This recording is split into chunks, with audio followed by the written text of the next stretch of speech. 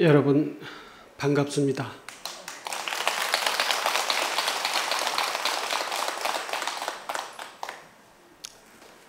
몇 달 전에 이 자리에서 여러분들을 뵙고 또 오늘 이렇게 뵙게 돼서 반갑습니다. 그리고 몇 달 전에 여기 법회 왔을 때 우리 저 영단에 계시는 고문님이 저를 만나서 반갑게 인사를 했는데 오늘 와보니까 유명을 달리해서 영단에 이렇게 계시는 걸 보니 너무나도 안타깝게 생각되고 이 자리를 빌어서 극락왕생하시기를 발언합니다.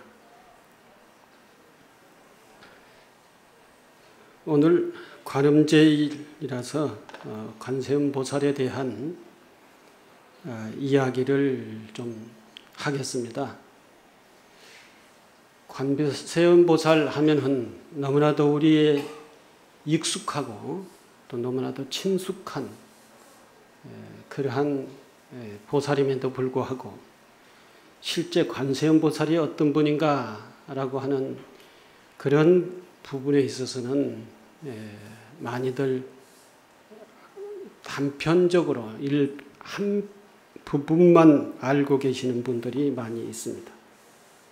관세음보살의 부분에 아주 여러 가지 측면이 있고 그러는데 관세음보살 이름이나 내지는 관세음보살은 지장보살은 영가들을 위한 운명을 하신 영가들을 위한 그러한 보살이고 관세음보살은 살아계신 분들의 소원을 들어주신 분이다. 이런 정도로만 알고 계시는 분들이 많지 않을까 그렇게 생각이 됩니다. 그래서 오늘 관세음보살의 여러 측면을 한번 이 얘기를 통해서 우리가 알아야 될 필요가 있다 해서 관세음보살에 대한 설명을 좀 드리도록 하겠습니다. 관세음보살 하면은 먼저 대자대비하신 분이시다. 그래서 대자대비의 보살로서 그 이름에 관세음이라고 했는데 관자는 관할관자고 세자는 세상 세자, 음은 소리 음자 아니다. 그래서 이것을 번역을 해보면은 관한다. 세상의 소리를 관한다. 하고 이렇게 번역을 할 수가 있어요. 그래서 세상의 소리를 관한다. 세상의 소리를 듣는다. 세상의 소리를 생각한다. 그런 뜻이죠. 관세음이라고 하는 뜻이. 세상의 소리라는 무슨 소리를 얘기하느냐? 나는 바로 중생의 소리지요. 중생의 이야기.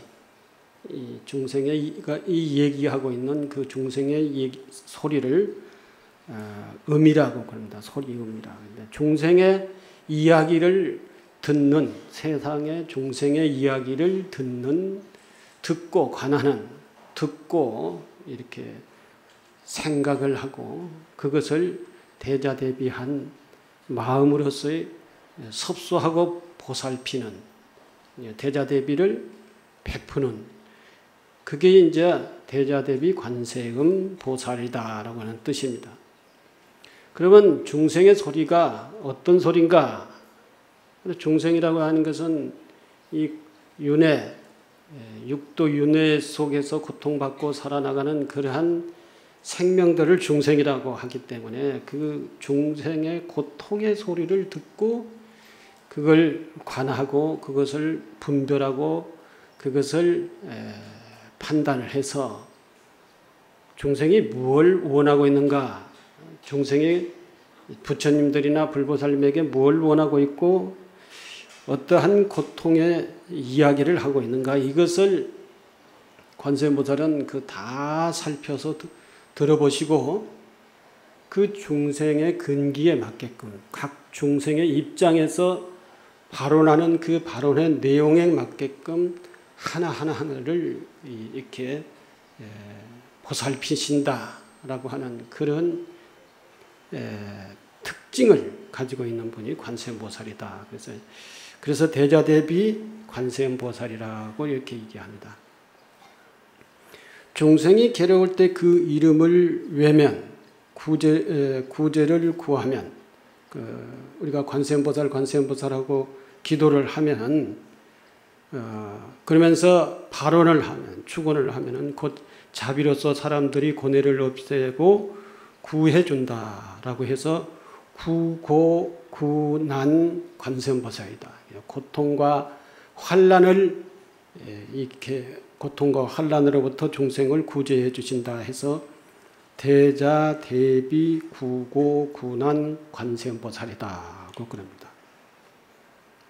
또 구제를 원하는 사람에 따라 여러 가지 모습으로 나타나는데 사람들에 따라서 이제 그 사람에게 그 사람들이 원하는 바에 따라서 이렇게 나타나는 겁니다.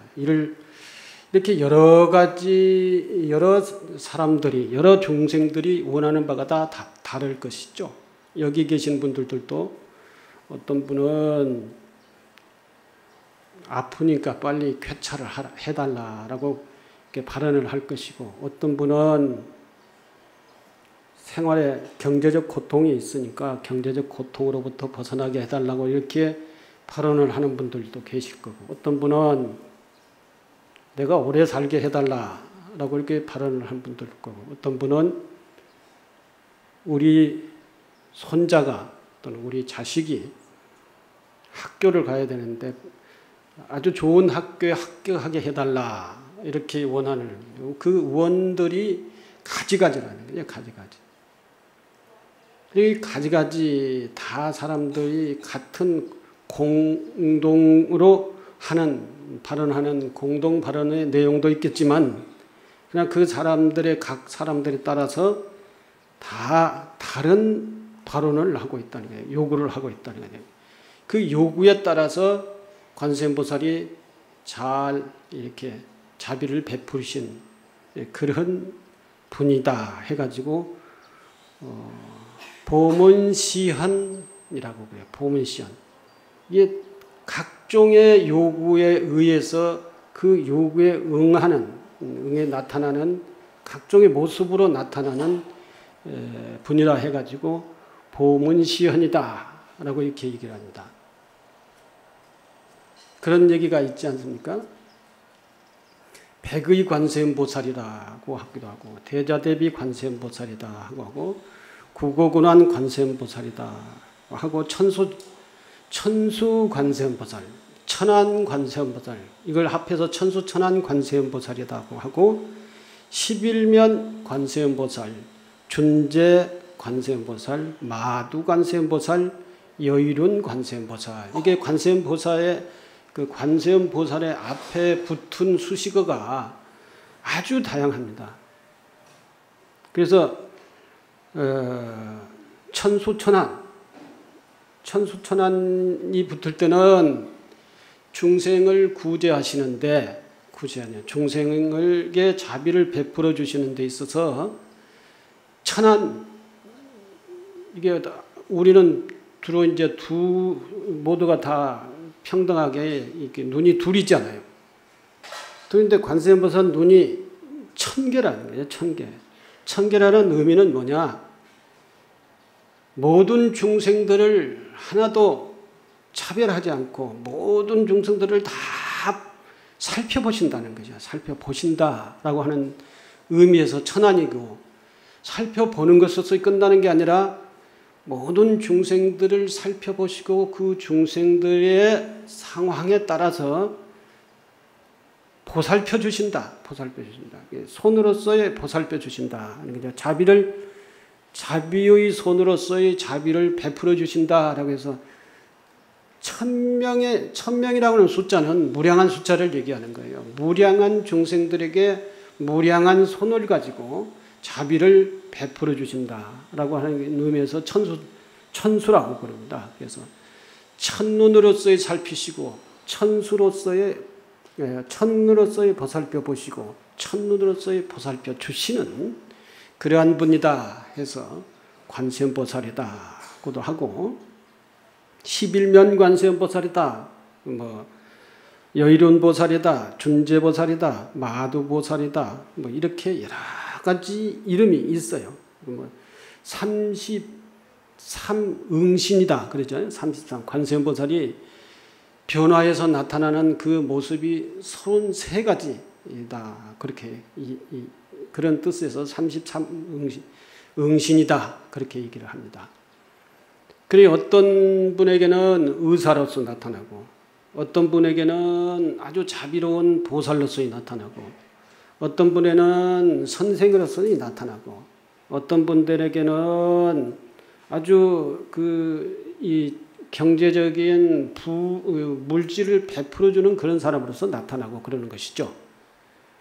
그러니까 우리가 원하는 대로 그 관세음보살은 우리에게 자비를 베풀으시기 위해서 이렇게 나타나신다. 그 나타나는 모습이 33가지다 해서 33응신, 32응신 이렇게 얘기를 합니다. 그래서 32응신이다. 그래서 이렇게 볼 때 관세음보살은 정말로 부처님을 대신해서 중생들의 요구에 따라 갖가지의 모습으로 나타나가지고 천안으로서의 살피시고 천수로서의 보살펴주시는 천안으로서의 살펴보시고 천수로서 살펴주시는 그러니까 갖가지의 모습으로 나타나서 그렇게 하시는 분이 32응신 천수천안 관세음보살 대자대비 관세음보살 구고군안 관세음보살 이렇게 여러 가지 앞에 수식어가 붙는 그 이유만 보더라도 관세음보살은 어떠한 분이시다고 그랬습니다. 이러한 관세음보살은 특히 우리나라에서는 교조인 석가모니 부처님, 여러분들이 제일 중심에 모시고 있는 부처님이 석가모니 부처님이잖아요. 각 법당에서도 가장 중심에 주불로서 모시고 있는 분이 제일 많이 모시고 있는 게 석가모니 부처님이시죠. 그리고 그 다음에 아미타불을 많이 모시고 계시죠. 그리고 또는 비로자나 법신부를 모시는 것도 있고요. 그러나 제일 많이 알고 있고 모시는 부처님, 주불이 뭐냐면 석가모니 부처님, 아미타불이다. 그런데 관세음보살은 이 석가모니 부처님과 아미타불보다도 더 많이 알려져 있어요. 관세음보살은 모르는 사람은 없죠. 아주 제가 어렸을 때 저희 할머니가 나무 아미타불 관세음보살 무슨 일이 있을 때는 그렇게 얘기를 하셨어요. 그러니 나무 아미타불을 따라다니면서 같이 다니시는 분이 나무 아미타불 관세음보살이에요. 또 그냥 홀로도 관세음보살, 대자대비 관세음보살, 구고군안 관세음보살, 관세음보살 이래서 석가모니 부처님보다도 더 많이 부르고 나무 아미타불보다도 더 많이 부르는 보살의 이름이 관세음보살이다. 그게 이제 한국 불교의 또 보살 신앙에 대한 특징이다라고 하는데 왜 이렇게 많이 부르냐? 왜 이렇게 관세음보살을 많이 찾느냐 하면 관세음보살은 앞에서 말씀드렸으니 지장보살은 돌아가신 분들을 극락세계로 구제하는 역할을 담당하고 있는 분이 우리나라에서는 지장보살이에요. 지장보살. 그래서 돌아가신 분은 전부 다 돌아가신 분을 위해서 기도할 때는 나무 아미타불을 부르든지 지장보살을 부르고 그러죠. 그런데 돌아가신 분이 아닌 살아있는 사람들의 일에 대해서 수능이라든지 사업 성취라든지 이런 그 사람들의 현실적 문제를 해결해 달라고 요구하는 때 기도하는 것은 관세음보살 기도를 제일 많이 한다는 것입니다. 관세음보살은 우리하고 가장 친숙한 분이죠. 우리하고 가장 친숙한 분. 늘 관세음보살은 어느 절에 갔든지 관세음보살에 대한 기도를 하지 않는 절은 없어요. 전부 다. 그리고 어떤 사람들이든지 관세음보살 기도를 해보지 않는 사람이 없고 관세음보살을 불러보지 않는 사람들은 없다. 모르는 사람이 없다는 것이죠. 그래서 우리나라에서의 관음신앙이라고 하는 것은 아주 광범위하게 유포되어 있다. 그래서 우리나라의 또 사찰 중에 특징이 바닷가에 있는 사찰에 유명한 사찰은 전부가 다 관음 기도도라 얘기죠. 그래서 저 동해 홍련암 같은 데는 거기도 관세음보살이죠. 남해 보리암도 관세음보살 기도예요. 저 보문사, 서해 보문사도 거기도 관세음보살. 이렇게 바다에 나가서 일하는 사람들도 전부가 다 해수 관음 신앙이라고 하는 그런 관음 신앙을 하고 있었던 것이죠.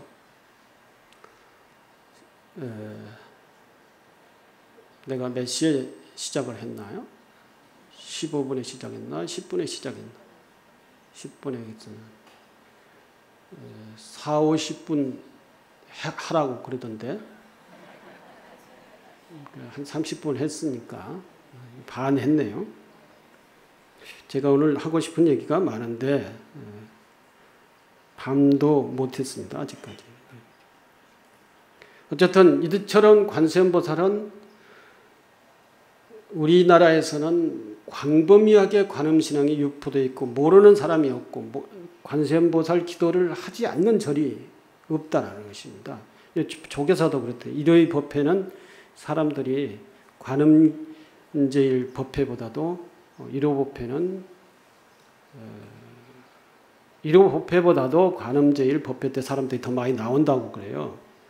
그런 것들 보더라도 관음기도, 관음 법회 이런 게 조계사 신도에게도 더 많이 중요하게 생각을 하는 것이죠.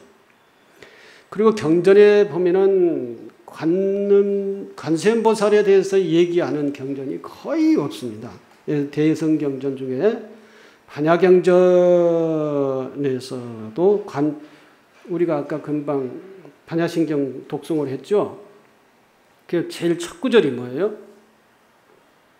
마하반야 바라밀타 신경 관자재보살 이렇게 시작하잖아요. 관세음보살이 반야신경에서도 주체, 중심 인물이에요. 반야경에서도 관세음보살의 얘기를 해요. 법화경에서도 관세음보살의 그 얘기를 합니다. 화엄경에서도 관세음보살 얘기를 해요. 능엄경에서도 관세음보살 얘기를 합니다. 이처럼 이 대승경전 가장 큰 경전 중에서도 관세음보살에 대해서 얘기하지 않는 경전이 거의 없습니다. 그래서 관세음보살에는 대승불교권, 동북아시아권에서도 이 관세음보살의 신앙은 아주 굉장히 중요하게 취급을 하고 있다라고 얘기를 말씀을 드릴 수 있습니다. 그래서 왜 그렇게 되느냐? 앞서서도 말씀드렸지만 현재 우리가 살아있는 모든 중생들의 고통을, 고통과 액난을 다 관세음보살이 자비로서 섭수해 주시기 때문에 관세음보살을 그만큼 많이 신앙을 한다는 것입니다. 이 관세음보살의 자비의 화신이다. 그래서 자비스럽게 보이려고 하면 관세음보살 모습이 부드럽게 보여야 되죠. 그래서 관세음보살 모습은 다 다른 보살들은 다 남성의 모습을 하고 있는데 관세음보살만 여성의 모습을 하고 있는 거예요.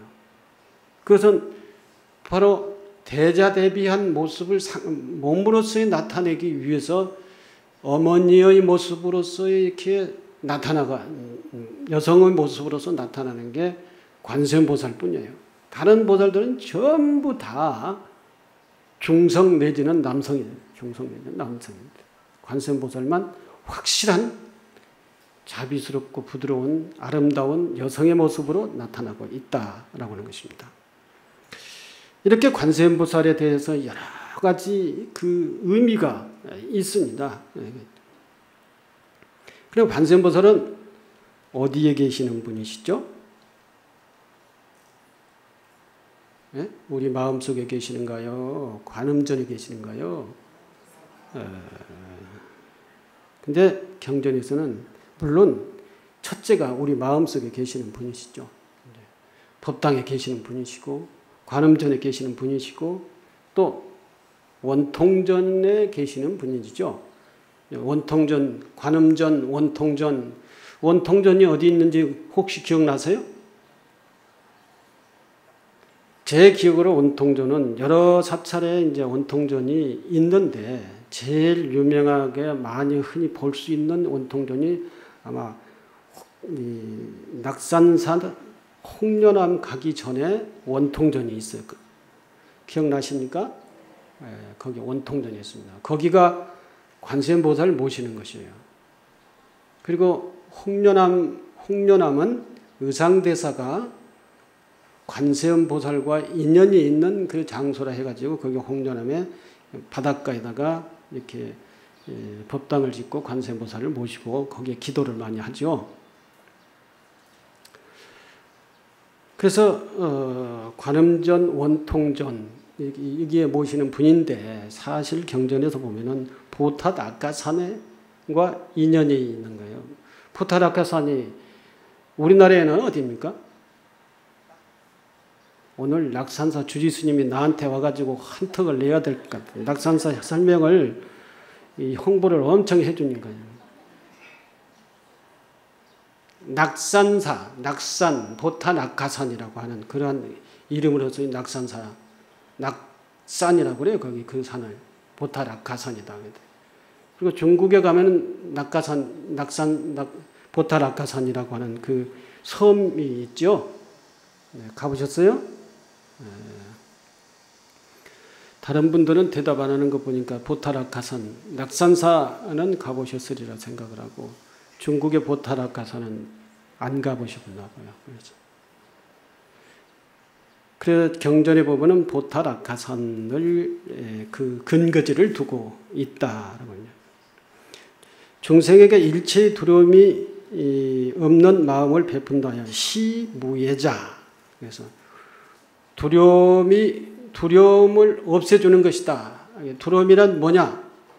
무명, 고뇌를 얘기합니다. 두려움.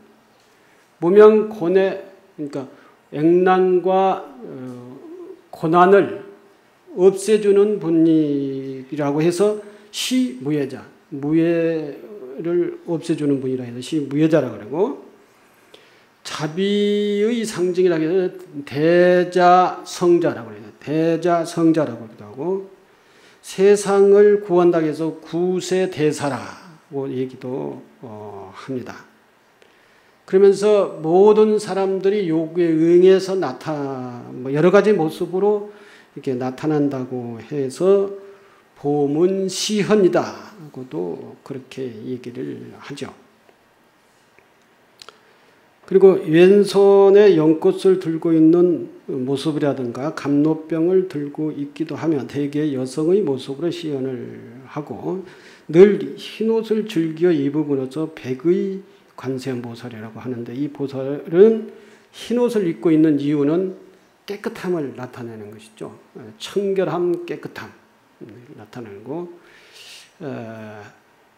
그렇게 하고, 이 이러한 여러 가지 관세음보살을 이제 뭐라고 부르느냐 하면은 성관음. 이제 관세음보살 중에 가장 중심 근본은 성관음이라는 거예요. 성인 성자 써가지고 관세음보살이다. 성인 관음이 제일 중심이고, 그리고 천수관음, 마두관음, 11면관음, 준재관음, 여의륜보살 했는데 여의륜보살이 관세음보살을 얘기합니다. 그러니까 육관음을 이렇게 해서 육관음이라고 얘기하고, 그리고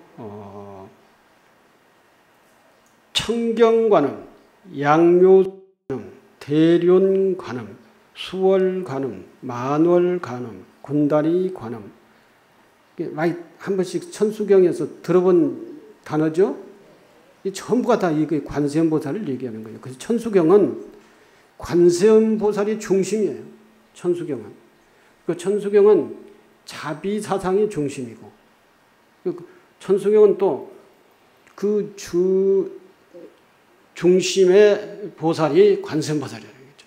그리고 관세음보살이 대자대비한 보살이기 때문에 자비사상이 중심사상이고, 그리고 자비사상이 무엇을 위해서 필요하냐면 구고고난, 고통을 구제해 주는데 시연되는 것이 이제 필요한 것이 대자대비예요. 대자대비로서의 고통에서 구제한다 해가지고 이 천수경의 중심 내용은 그 관세음보살 대자대비 사상, 그리고 그 주로의 그 역할이라고 하는 것이 구고고난이다. 구고고난.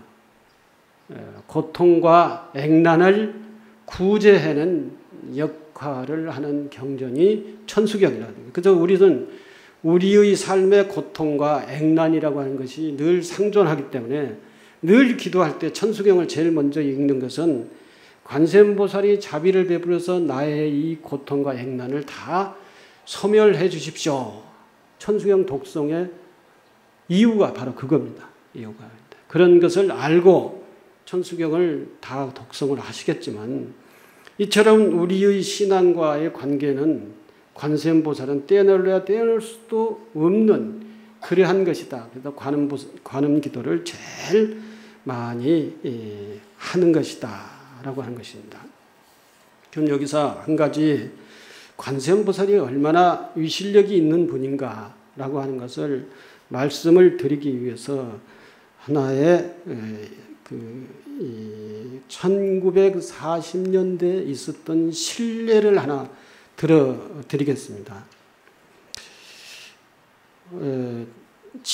홍진기 씨라고 있는데, 여기 혹시 뭐 그분을 알고 계시는 분들이 계실 수 있는 연배가 여러분들이 아닌가 그렇게 생각을 하는데, 중앙일보사 회장을 지낸 홍진기 씨는 1940년대에 경성 제국대학 법학과를 나와 법조인으로서의 승승장구를 하여 1958년 법무부 장관에 취임하신 분입니다. 그러니까 박정희 대통령이 정권을 잡기 전에 바로 4.19가 일어나기 직전에 법무부 장관이 홍진기 씨라고 하는 분이시죠. 그러나 이승만 정권의 부정부패를 보다 못한 학생들이 봉기하여 4.19가 일어났습니다. 그 와중에 3.15 부정선거와 군중을 향해 발포령을 내리고 폭력을 행사한 죄로 내무부 장관이던 최인규와 함께 법무부 장관 홍진기, 그리고 정치깡패 이정재, 치안국장 이강학이 1961년 12월 초에 사형 선고를 받게 되고, 이제 국가재건 최고회의 의장인 박정희 의장이 결재만 떨어지면 사형이 집행될 처지에 이르고 있습니다. 사형을, 그러니까 박정희 국가 최고의회 의장이로 됐을 때 이제 뭐 그걸 보고 군사 쿠데타다 뭐라고 얘기를 하긴 합니다만은, 그래서 박정희 의장이 정권을 잡고 이제 그 전국을 다 이제 정리하려고 하는 그러한 상황이었습니다. 근데 그 전에 4.19가 일어났고, 4.19가 일어났을 때 군족을 향해서 총을 쏘았다는 거예요. 총을. 국민을 향해서 총을 쏘았다. 총을 군인들이 쐈겠지만 누가 그것을 총을 쏘라고 명령을 했는가 하는 것이 이제 내무부 장관과 법무부 장관이 이제 명령권자가 될 수밖에 없고, 거기에 같이 끼어들어가 있는 것은 조직깡패라고 하는 이정재라고 하는 거, 치안국장이 이제 같이 연결돼 가지고 이제 재판을 받게 돼서 사형 선고를 받았는데 사형 선고 직전에 이제 있게 됩니다. 사형 선고가 내려진 1961년 12월 홍진기의 어머니인 허씨 부인은 며느리를 불렀다. 이제 어머니가 홍진기 아들이 이제 사형을 당해야 될 그런 상황이기 때문에 이 홍진기 어머니가 아주 관음 기도를 열심히 하신 그런 분이세요. 그런 분이세요. 근데 이 홍진기 씨가 사형 선고를 받고 사형 집행의 직전에 있는 이 상황 속에서 홍진기 씨 어머니가 관음 기도를 시작을 합니다.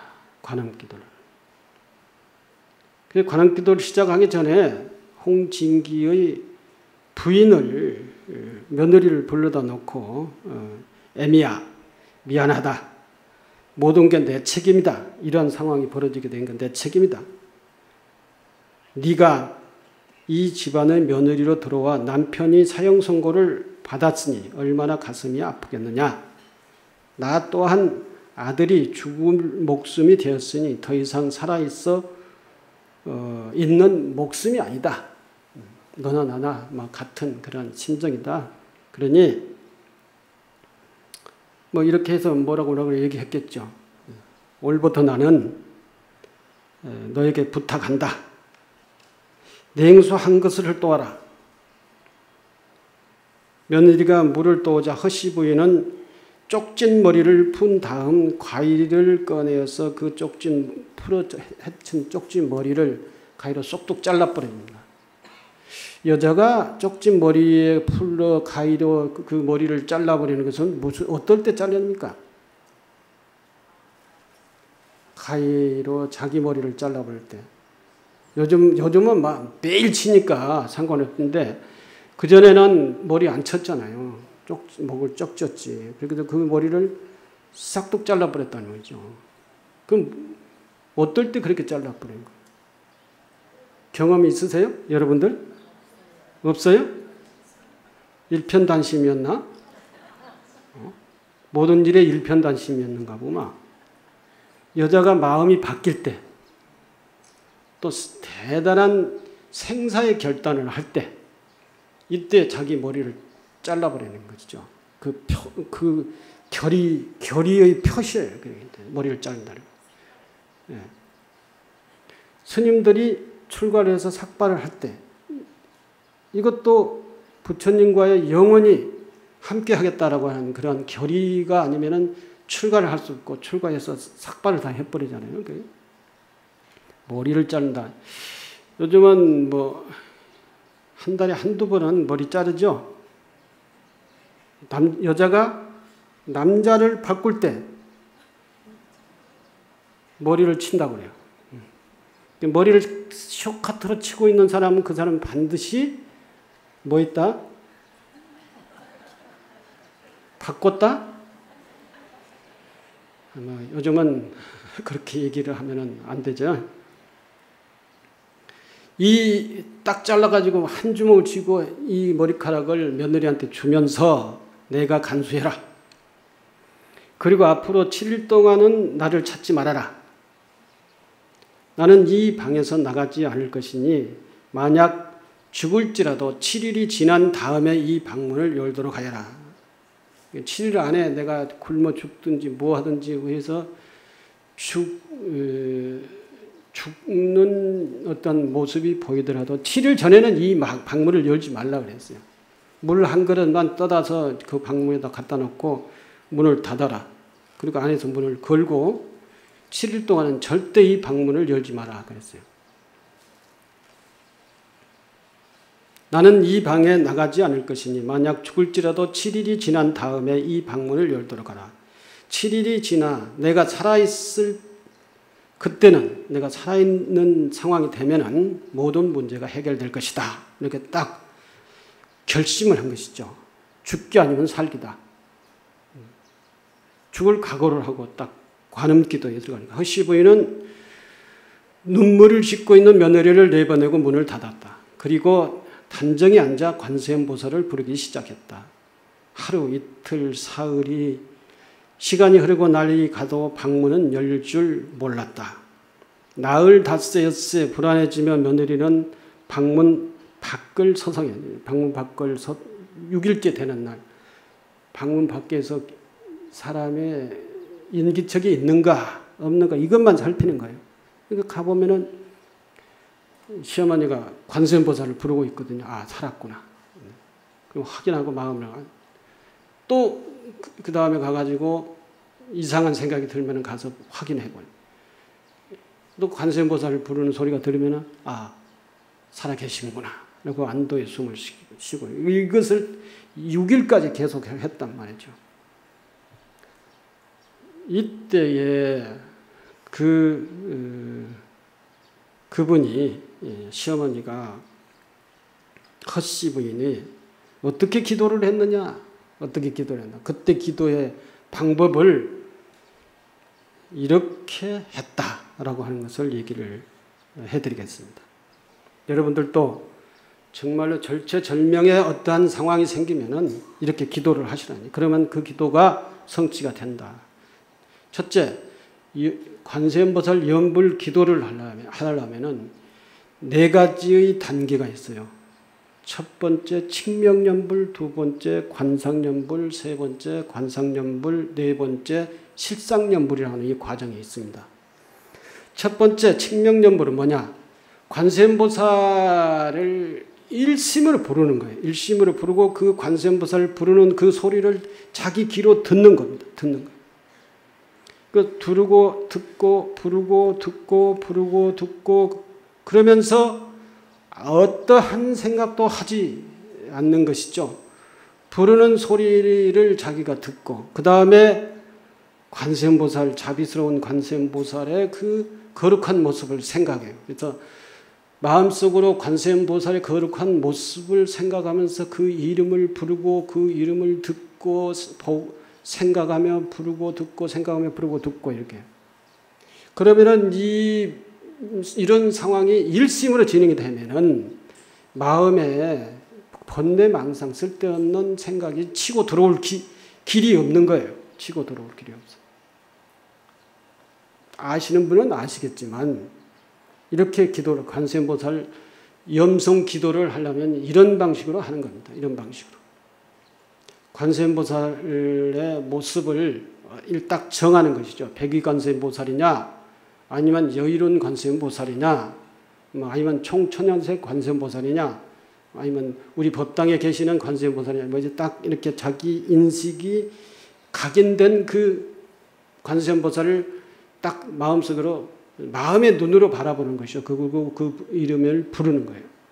그리고 그 이름을 부르는 소리를 명확하게 듣는 거예요. 이게 생각하고 부르고 듣고 생각하고 부르고 듣고 생각하고 부르고 듣고를 계속 하는 거예요.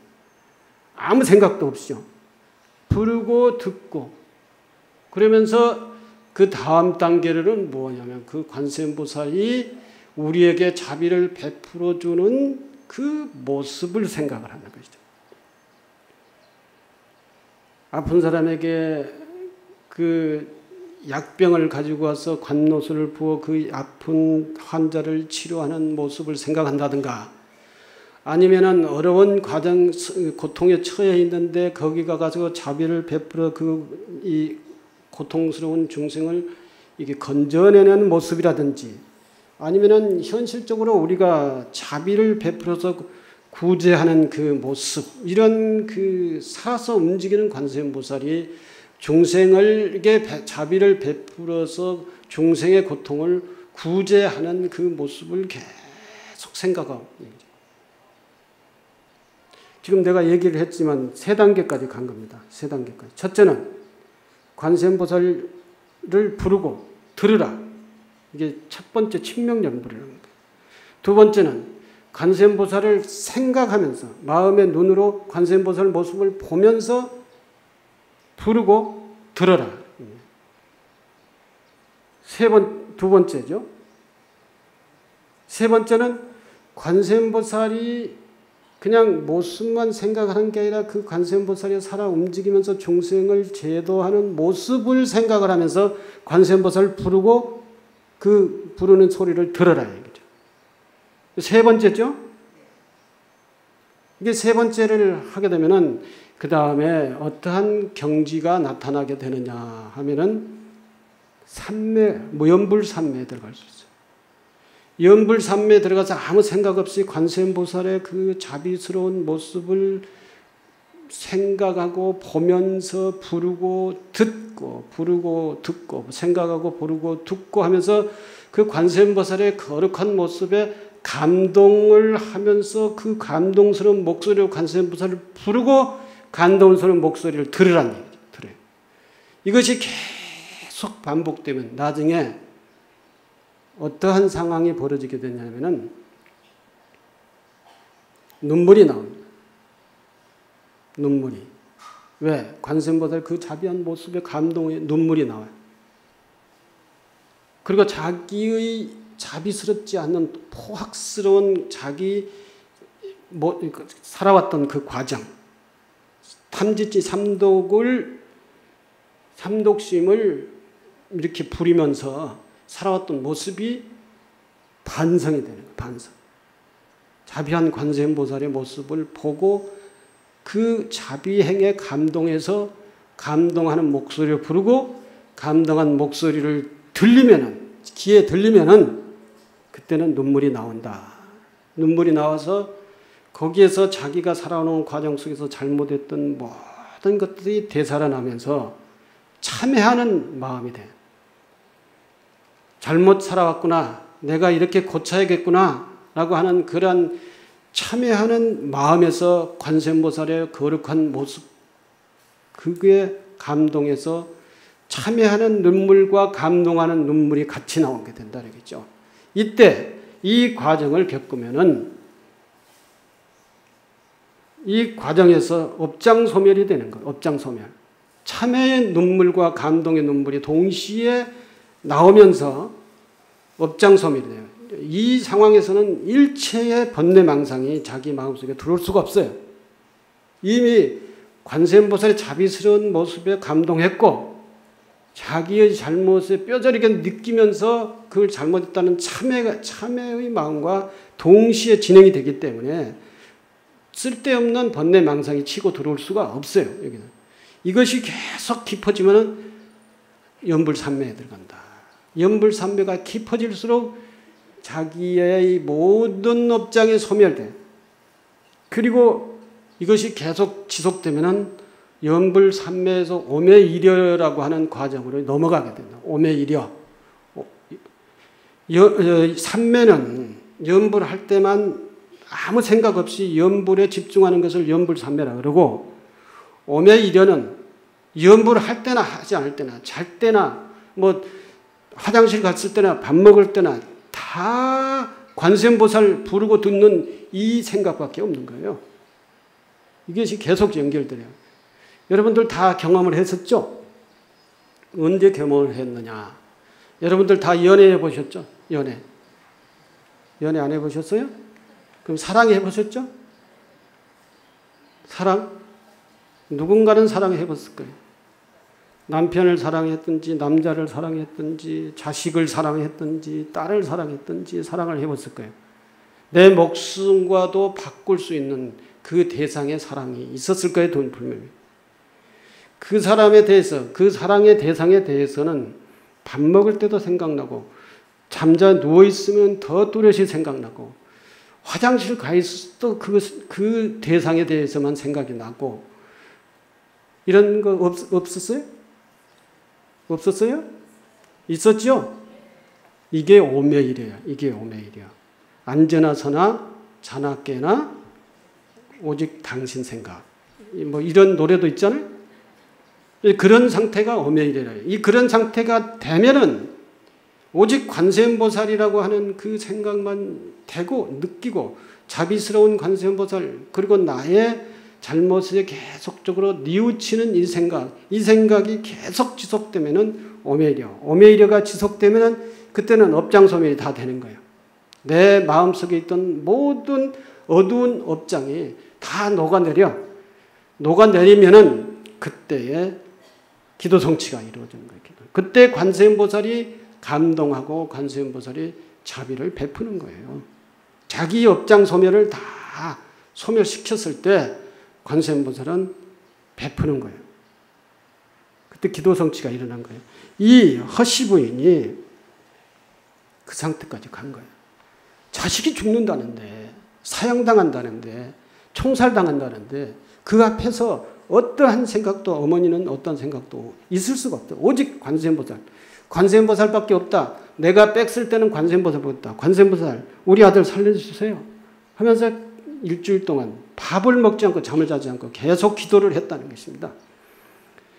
7일 때 마침내 7일째 되는 날 정오, 이제 그 12시쯤 돼가지고 낮 12시 돼가 라디오에서 이제 그 며느리가 이걸 듣는 겁니다. 라디오에서 홍진기 씨가 사형을 면하게 되었다는 특별 뉴스가 나왔고, 네.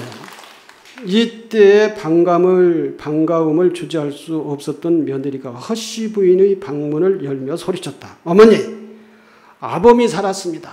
그랬어요. 아범이 살았습니다. 사형을 면했습니다. 그때에 오메이려에 들어가고 연부를 하고 있던 어머니가 그 소리를 들린 거예요. 아무 소리도 들리지 않고 아무 생각도 하지 않고 오직 연불에만 있는데 왜? 아범이 살았습니다. 아범이 사형을 면했습니다. 자기 자식의 일 얘기만 들린 거예요. 그러면서 거기에서 이제 연불 삼매, 연불 오메이려에서 아범이 살았다. 사형을 면했다. 그 들리는 그 소리에 딱 이제 오메이려 삼매에서 이제 나오게 됩니다. 그러면서 아, 그래? 이제 다시 내 아들로 돌아왔구나. 그러면서 현실을 받아들여요. 근데 이제 며느리가 보니까 7일 전에 떠다뒀던 물을 그대로 있는 거예요. 물 한 모금도 먹지 않고 그 관세음보살을 일심으로 부르는 거예요. 일심으로. 그러면서 그 시어머니의 모든 번뇌 업장이 다 소멸되는 7일째에 되는 순간, 오메이려에 되는 그 상황 속에서 아들이 살아난 겁니다. 이걸 뭐라고 해석을 해야 돼요? 어떠한 이유에 있어서 이 사형 면했다고 해석을 해야 됩니까? 다 죽여야 그 다음 정권이 다 안전하게 정권을 잡을 수 있는, 다 죽이는 것이 상황인데 거기서 살아났다. 관세음보살 위실력이 아니면은 관세음보살을 기도하는 그 지극한 오메이려의 그 경지까지 들어가서 이루어낸 관세음보살의 위실력인 것입니다. 이런 관세음보살에게 기도를 열심히 하셔서 여러분들 건강하게, 그리고 건강하게 사십시오. 오래 살라고 하는 얘기는 안 하겠습니다. 건강하면 다 오래 살 수 있으니까 건강하게 사시기를 바랍니다. 감사합니다.